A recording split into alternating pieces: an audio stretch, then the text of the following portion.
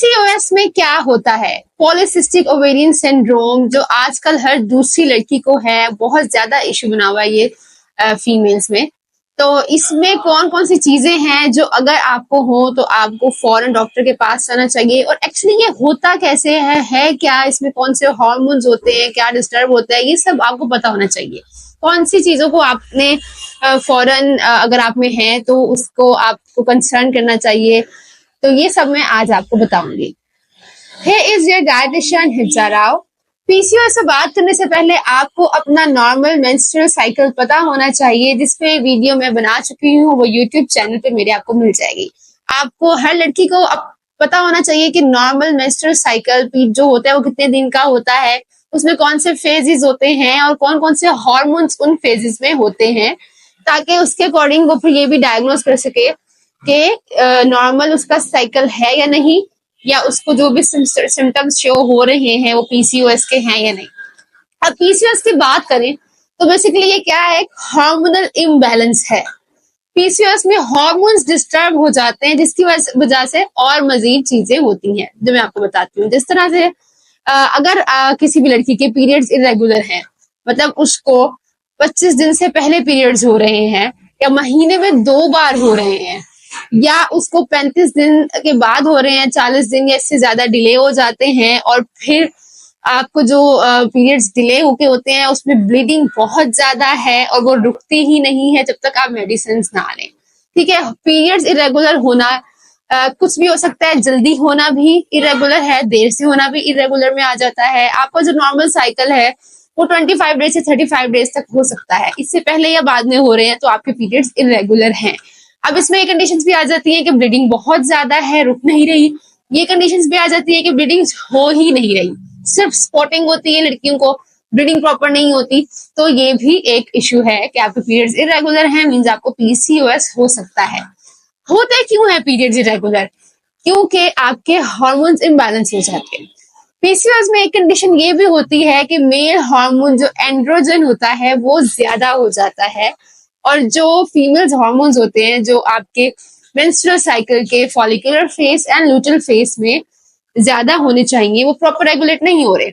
जैसे कि oestrogen hormone, progesterone, इनका लेवल कम हो जाता है, एंड्रोजन का ज्यादा हो जाता है। और एंड्रोजन जब ज्यादा हो जाता है तो इनके सिम्टम्स होती हैं कि आपके फेशियल हेयर बहुत ज्यादा हो जाती है, फेस पे बहुत हेयर ग्रोथ होती है, ओवरऑल बॉडी पे भी जो हेयर ग्रोथ है वो बहुत ज्यादा हो जाती है, और जो आपके सर के बाल हैं वो बहुत गिरना शुरू हो जाते हैं और पतले हो जाते हैं, एक्नी हो जाती है, बहुत ज्यादा स्वेयर एक्नी। ये सब जो है ये तब होता है जब आपका मेल हार्मोन ज्यादा है। मेल हार्मोन ज्यादा है इसका मतलब फीमेल हार्मोन ऑटोमेटिकली कम ही है।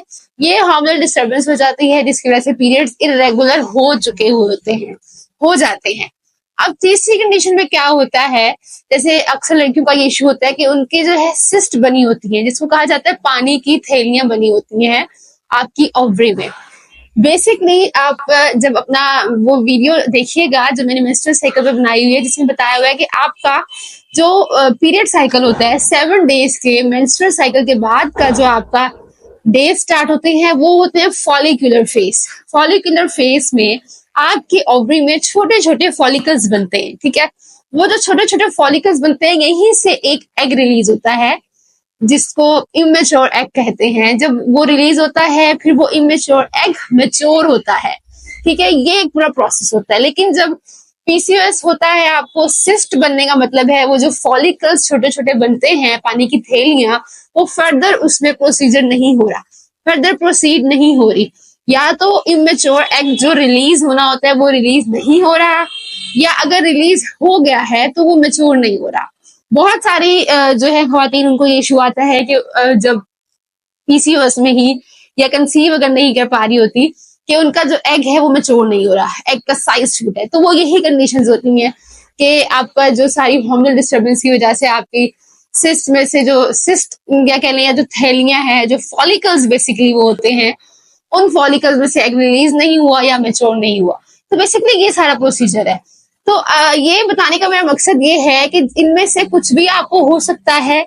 स्पेशली आपको अपने फेसेस पता होना चाहिए, आपको पता होना चाहिए कि अब आज आपकी ब्लीडिंग खत्म हो गई है पीरियड साइकिल खत्म हो गया तो नेक्स्ट आपका फेज कौन सा स्टार्ट हो रहा है, उसमें कौन सा हार्मोन ज्यादा है, एस्ट्रोजन ज्यादा होता है, तो आप ऐसी डाइट लें जिससे आपका एस्ट्रोजन हार्मोन बैलेंस हो। नेक्स्ट फिर आपको 10 to 14 डेज बाद आपका कौन सा साइकिल स्टार्ट हो गया है, अब आपका कौन सा हार्मोन होना चाहिए। सारे हार्मोनल गेम है जो स्ट्रेस की वजह से डिस्टर्ब हो जाते हैं। डिप्रेशन, एंजाइटी मेन वजह यही होती है। और फिर जब पीसीओएस एक बार हो जाता है तो अभी तक पीसीओएस के कॉजेस और ट्रीटमेंट दोनों ही डायग्नोज नहीं है। ये क्यों हो रहा है, इसको कैसे ठीक किया जाएगा, अभी तक दोनों का जो है नहीं पता चला कि क्या इसकी वजह है या इसका ट्रीटमेंट अभी तक नहीं मिला।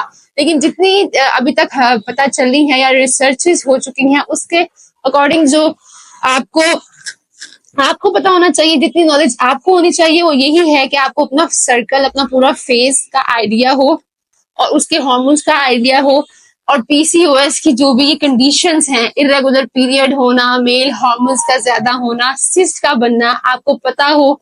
जब आपको डायग्नोज हो चुका है तो टेंशन वाली बात नहीं है कि ठीक भी हो जाता है। बस इसमें जो एक चीज चाहिए होती है वो होती है कंसिस्टेंसी।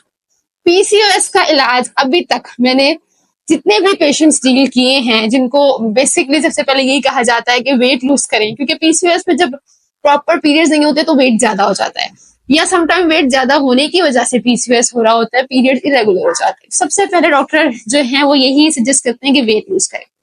तो जो मेन चीज चाहिए आपको पीसीओएस को क्योर करने के लिए वो है कंसिस्टेंसी। ये 1 महीने में ठीक नहीं हो जाता, जितना टाइम आपको इसको होने में लगा है। जब आपका फर्स्ट डे आपको पीरियड्स के होते हैं, आप सपोज तब से कैलकुलेट कर लें, आपको तब से डिस्टर्बेंस आ रही है, पर हम लोग नहीं उसको सीरियस लेते। बहुत सारी लड़कियां कहती हैं 6-7 साल से ये इशू था पर हमने सीरियस नहीं लिया। आफ्टर मैरिज वो लोग चेकअप के लिए जाते हैं तो उन्हें पता चलता है। तो प्लीज अपना जरूर चेकअप करवा लें। अगर आपको थोड़ी सी भी डिस्टर्बेंस है, एक बार आपका स्कैन हो जाएगा, अल्ट्रासाउंड हो जाएगा तो पता चल जाएगा, तो ताकि फिर आप उसको टाइमली ट्रीट करें। अगर टाइमली पता भी चल जाए तो जितनी जल्दी आपको पता चल जाता है उतनी ही जल्दी ये ठीक भी हो जाता है।